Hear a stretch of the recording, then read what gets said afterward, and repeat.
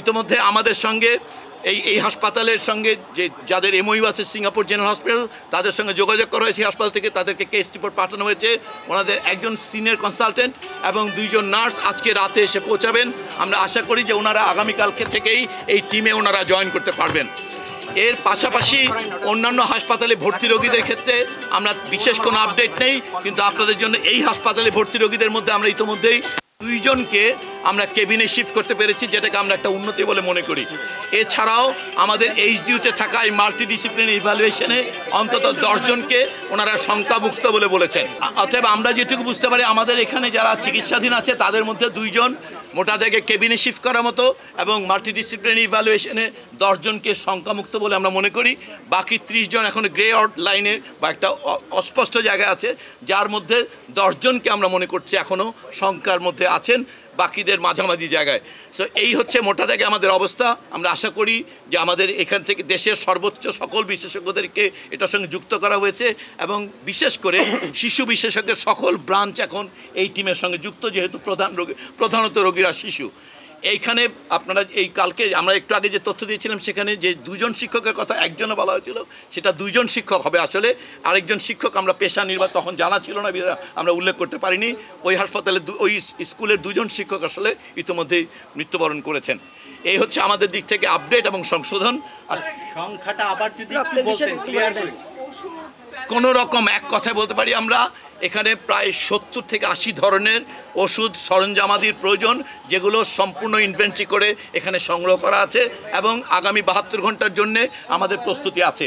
এরপরে যদি কালকে বিদেশি দল আসার পরে যদি কোনো ধরনের নতুন কোনো ডিভাইস এবং ওনারাও কিছু যন্ত্রপাতি নিয়ে আসবেন, সো যদি কোনো কিছুর প্রয়োজন পড়ে আমরা এই ব্যাপারে একদম সরকারের স্বাস্থ্য পরিবার কল্যাণ মন্ত্রণালয় নিশ্চিত করছে যে সকল ধরনের সরঞ্জাম, ঔষধ, ফ্লুইড অথবা অন্যান্য যা প্রয়োজন সেগুলো এই হাসপাতালে ব্যবস্থা করবে। এছাড়াও আপনারা এই সংখ্যার বারবার পিড়াপিড়ি করতে সংখ্যাতে একটু পার্থক্য হচ্ছে, তারপর আমরা বলেছি ইতিমধ্যেই যে আবারও বলতে হবে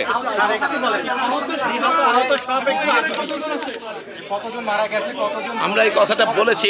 এই মুহূর্তে হাসপাতালে ভর্তি আছে 69 জন, 69 জন ভর্তি আছে সব হাসপাতাল মিলে। তার মধ্যে একটা চেঞ্জ হচ্ছে, সেই জন্য আমরা এই কথাগুলো বারবার যে ঢাকা মেডিকেল কলেজে 3জন ছিলেন যারা এই হাসপাতালে এসেছেন। সিএমএইচ থেকে 3জন পেশেন্টকে ওনারা পাঠানোর জন্য অনুমতি নিয়েছেন, অথবা ওইটাকে এখন দেখা যাবে সিএমএইচে, ওখানে 28 কিছুক্ষণ পরে ওইটা কয়েক ঘন্টা পরে চেঞ্জ হবে। অতএব এই সংখ্যাটা একেবারে স্ট্যাটিক না, আবার একজন পেশেন্ট বাসায় চলে গেছে। তো আমরা বলবো যে 69 এখন আছে, এটা 1 ঘন্টা পরে বা 15 মিনিট পরও 68 হতে পারে বা 70। সো এটা আমরা বলছি যে এই সংখ্যাটায় খুব বেশি পিড়াপিড়ি করার কিছু নেই, কারণ রোগী আসছে বা যাচ্ছে অথবা স্ট্যাটাস চেঞ্জ হচ্ছে। এর যে আমরা মৃত্যুবরণ সম্পর্কে যে সংখ্যাটা বলেছি সেখানে যে 2টো সংখ্যায় পার্থক্য আছে। সিএমএইচে আমাদের 15, আইএসপি এর বিজ্ঞপ্তিতে 16 এবং উত্তর আধুনিকে 1।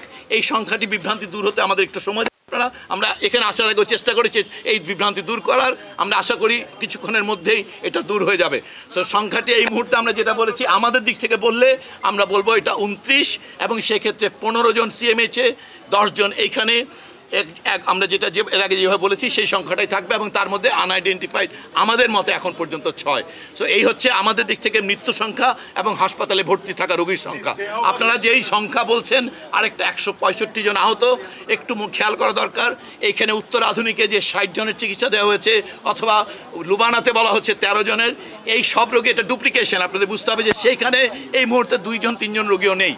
অতএব বাকি এখানে যে রোগীটা দেখছেন এই সংখ্যাটা ওখানে দেখা গেছে, সেজন্য এই সংখ্যাটা বেশি। অতএব ওখানে যে 60 এবং 13 যে 73 জন রোগীর সংখ্যা দেখা যাচ্ছে ওইটা মূলত ডুপ্লিকেশন প্রধানত। ওখানে হয়তো 5-7 জন রোগী হয়তো ওখানে আছে। তো অতএব এই সংখ্যার বিভ্রান্তিটা, এটা একটা ইমার্জেন্সি সিচুয়েশন ছিল, সেখানে রেকর্ড কিপিং এবং মুভমেন্টের কারণে সংখ্যাটায় কিছু উঠানামা করছে। আশা করি আপনারা আমাদের দিক থেকে যে আন্তরিক চেষ্টা এবং বাচ্চাদের জন্য দোয়া, এই দুটোই আমরা বলবো।